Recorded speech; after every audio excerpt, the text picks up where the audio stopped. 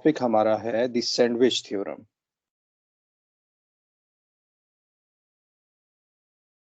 Sandwich theorem जिसकी बहुत ज़्यादा इम्प्लीकेशंस हैं। कई ऐसे प्रॉब्लम होते हैं जो कि जिनकी लिमिट फाइंड करना बड़ा मुश्किल हो जाता है। उस केस में ये सैंडविच थ्योरम हमारी हेल्प करता है। इसका नाम सैंडविच थ्योरम के अलावा स्क्वीज थ्योरम भी कहते हैं इसको। पास बुक्स में आप देखेंगे कि इसका नाम होगा स्क्वीज थ्योरम। स्क्वीज थ्योरम या बड़ा अनकॉमन सा नेम है पिंचिंग थ्योरम। पिंचिंग थ्योरम जो सैंडविच थ्योरम है, ये बेसिकली जो थ्योरम को पहले आप अंडरस्टैंड करें, ये सेक्शन 2.2 का ये थ्योरम है। और अगर आप बुक ओपन करें तो थ्योरम 4 ये है सेक्शन 2.2 में।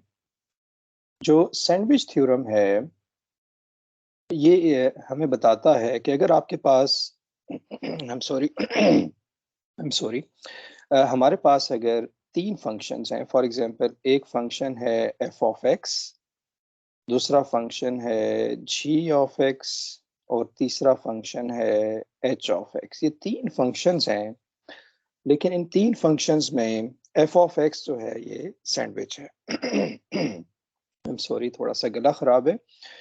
तो एफ ऑफ एक्स हमारे पास सैंडविच हो चुका है जी ऑफ एक्स और एच ऑफ एक्स में। हमें एफ ऑफ एक्स का बाजुकात पता होता है, बाजुकात पता नहीं होता है। और हमारे पास जो एक्स है ये किसी ओपन इंटरवल में है, ये बिलोंग करता है किसी ओपन इंटरवल में। तो सैंडविच थ्योरम ये कहता है कि अगर हमें जी ऑफ एक्स की लिमिट पता चल जाए, एच ऑफ एक्स की लिमिट पता चल जाए, मिसाल के तौर पे अगर हम कहें कि limit x approaches to c g of x और limit x approaches to c h of x is equal to l. अगर इन दोनों की लिमिट एल हो जाए तो हम ये कहेंगे कि लिमिट जो सैंडविच फंक्शन है, सैंडविच का मतलब होता है कि जो दो फंक्शन या दो चीज़ों के दरमियान हो, limit x approaches to c f of x, तो ये हमारे पास l हो जाएगा। इसको आप इस तरह से भी देख सकते हैं। लिमिट आप इस इनइक्वालिटी का आप लिमिट ले लीजिए। Limit x approaches to c g of x, limit x approaches to c f of x, limit x approaches to c h of x। और अगर हमें somehow ये पता चल जाए कि ये फंक्शन, इसकी लिमिट l है, इसकी लिमिट हमारे पास l है, तो हमारे पास जो सैंडविच फंक्शन है इसकी लिमिट भी l ही होगी। अगर आप इसकी ज्योमेट्री देखना चाहते हैं तो ज्योमेट्री कुछ इस तरह से बनेगी इसकी।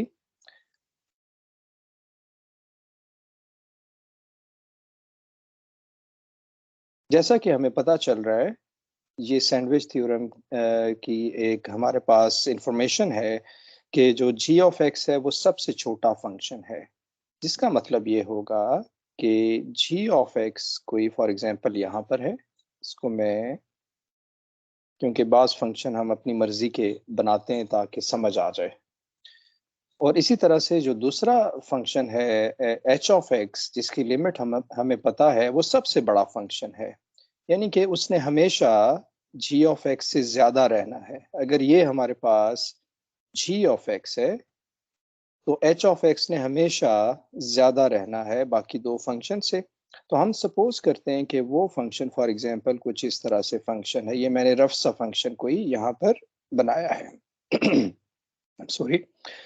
अच्छा, अब जो तीसरा फंक्शन है एफ ऑफ एक्स, तो ये एफ ऑफ एक्स हमारे पास आएगा इन दोनों के दरमियान, यानी कि इस एफ ऑफ एक्स ने जी ऑफ एक्स से नीचे नहीं जाना और इस एफ ऑफ एक्स ने एच ऑफ एक्स से ज्यादा नहीं होना।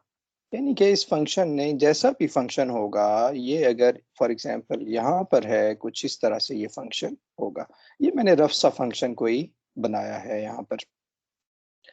अब ये जो लिमिटिंग है, क्योंकि इसकी भी लिमिट हमारे पास किसी खास सी पे, जो कि आपने देखा यहाँ पर x अप्रोचेस टू सी पे, x अप्रोचेस टू सी पे ये l है। अगर ये हमारे पास यहाँ पर इसकी लिमिट c है, x अप्रोचेस टू सी पे ये l है, आई एम सॉरी, l है। और हमें ये याद रखना है कि मुझे ये जो यहाँ पर डॉट सा लगाना है, ये वैल्यू शामिल नहीं है, क्योंकि लिमिट में क्या होता है कि वो जो पॉइंट होता है वो लिमिटिंग में शामिल नहीं होता। तो ये देखें, तीनों फंक्शन बेसिकली दो फंक्शंस हैं, जी ऑफ एक्स और दूसरा फंक्शन है एच ऑफ एक्स। ये हमारे पास है H of X, I am sorry, G of X है और एच ऑफ एक्स है। इसकी लिमिट हमें पता है कि ये जब जैसे जैसे राइट से और लेफ्ट से एक्स पे अप्रोच कर रहे हैं, तो हमारे पास आंसर आ रहा है एल। तो जो सैंडविच फंक्शन है जिसका नाम हमारे पास एफ ऑफ एक्स है, तो ये भी अप्रोच करेगा एल को। ठीक हो गया। तो ये इसका ज्योमेट्री था, ये इसका ज्योमेट्रिकल इंटरप्रिटेशन है। आपको इस किस्म के क्वेश्चन आ सकते हैं, मेरे देखने वालों को अगर मैं बताऊं कि कैसा क्वेश्चन आ सकता है कि सैंडविच थ्योरम की ज्योमेट्री बनाइए, तो फिर आपको ये ज्योमेट्री बनानी है। फिर यहाँ पर केयरफुली आपने आइडेंटिफाई करना है, x इज इक्वल टू सी को आइडेंटिफाई करना है। और ये देखिए, इसको आपने फील्ड नहीं करना है। फील्ड का मतलब होता है कि वो वैल्यू शामिल है, क्योंकि x अप्रोच कर रहा है, हम c पे अप्रोच कर रहे हैं, ना कि c की वैल्यू ले रहे हैं। तो करेक्ट आपने यहाँ लिखना है। तो अगर आपको ऐसा क्वेश्चन आता है और आपने यहाँ इसको फिल्ड कर दिया, तो फिर शायद आपके मार्क्स कटेंगे। जो देखने वाले हैं शायद एग्जाम ना दे रहे हो, सिर्फ समझाने के लिए कि आपको केयरफुली इसकी ज्योमेट्री बनानी होगी। तो ये हमारे पास था सैंडविच थ्योरम, स्क्वीज थ्योरम, या हमारे पास था पिंचिंग थ्योरम। मैं एक छोटी सी एग्जांपल आपके सामने रखता हूँ। मिसाल के तौर पे हमारे पास एक फंक्शन है 1 - x² / 4। ये एक फंक्शन है और दूसरा फंक्शन हमारे पास है 1 + x² / 2। ये दो फंक्शन हैं, लेकिन हमें ये फंक्शन का पता नहीं है कि ये क्या फंक्शन है। अब देखिए, सैंडविच थ्योरम की ब्यूटी ये है कि हमें फंक्शन ना भी पता हो फिर भी उसकी लिमिट पता चल जाती है कि वो क्या फंक्शन हो सकता है। तो अगर मैं इसकी लिमिट फाइंड करूं और आपको अगर कहा जाए कि for all x is not equal to 0, तो क्वेश्चन पूछा जाएगा, क्वेश्चन पूछा जाएगा limit x approaches to 0 u of x, इसकी क्या लिमिट होगी। तो हमने क्या करना है, क्योंकि इसकी लिमिट हमें पता चल जाएगी, तो हम लिखेंगे limit x approaches to 0 1 - x² / 4। अच्छा, अब यहाँ पर एक चीज मैं बता दूं कि अगर आपसे पूछा जाए कि लेफ्ट हैंड लिमिट और राइट हैंड लिमिट आप फाइंड करें, तो फिर तो आपने 0 पॉजिटिव 0 नेगेटिव करना होगा। लेकिन यहाँ पर पूछा नहीं गया, तो आपने सिंपली लिमिट फाइंड करनी है। तो आप सिंपल क्या करेंगे कि 0 को यहाँ पर पुट कर देंगे, तो इसका आंसर आ जाएगा 1।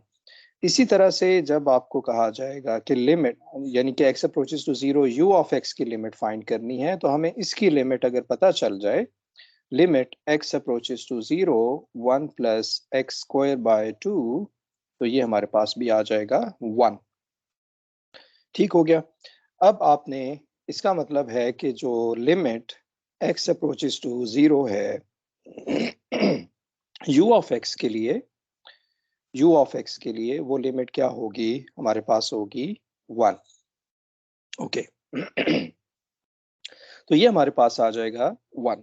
यानी कि आप जब इसकी लिमिट फाइंड करेंगे, limit x approaches to 0, limit x approaches to 0, limit x approaches to 0, तो हमें इसका तो पता नहीं है कि ये क्या फंक्शन है। तो स्क्वीज थ्योरम की, जैसे मैंने आपको बताया, कि खूबसूरती ये है कि इसके जो दूसरे फंक्शंस हैं उसकी लिमिट आप फाइंड करेंगे, तो वो अगर हमें लिमिट सेम मिल जाए, ये सेम होनी चाहिए लिमिट, तो जो सैंडविच फंक्शन है उसकी भी लिमिट हमें पता चल सकती है। तो इसका मतलब ये होगा, अगर मैं इसे ज्योमेट्री में देखूं, तो आपको पता चल रहा है कि ये जो फंक्शन है ये पैराबोला है, ये भी हमारे पास है पैराबोला।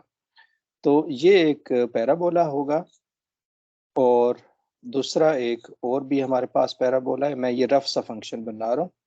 आप अगर बुक में देखेंगे थॉमस कैलकुलस में वो ज़्यादा बेहतर बना हुआ है। अब हमारे पास जो u ऑफ x है, u ऑफ x क्योंकि इन दोनों के दरमियान है, इन दोनों के दरमियान है, तो हमें पता है कि वो यहाँ पर क्योंकि 1 पे अप्रोच कर रहा है, जब x किस पे अप्रोच कर रहा है, ये 0 है, तो x अप्रोच कर रहा है 0 पे लेफ्ट से या राइट से, लेकिन यहाँ हम लेफ्ट और राइट नहीं देख रहे हैं। बाय डेफिनेशन अगर कहा जाए तो 0 पॉजिटिव 0 नेगेटिव के साथ, जैसे मैंने आपको सिखाया था प्रीवियस वीडियो में, आपने लिमिट फाइंड करनी होगी, लेकिन यहाँ ज़रूरत नहीं है। वो सिर्फ सिखाने के लिए होता है कि लिमिट लेफ्ट हैंड और राइट हैंड कैसे फाइंड करनी है। इस पे जब हम एक्सरसाइजेस करेंगे तो आपको ज्यादा बेहतर समझ आएगा।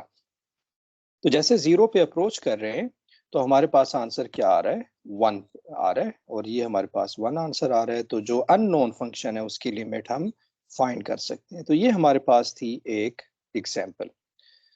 तो इस पे हम एक्सरसाइज करेंगे फ्यूचर में। तो उस पे स्क्वीज थ्योरम या सैंडविच थ्योरम, स्क्वीज थ्योरम भी बहुत कॉमन नेम है, सैंडविच थ्योरम भी बहुत कॉमन, पिंचिंग थ्योरम इतना कॉमन नेम नहीं है। तो इस पे जब एक्सरसाइजेस करेंगे तो आपको मजीद इसमें समझ आएगी। तो आज का लेक्चर हम यहीं पे ख़त्म करते हैं। Thank you for watching.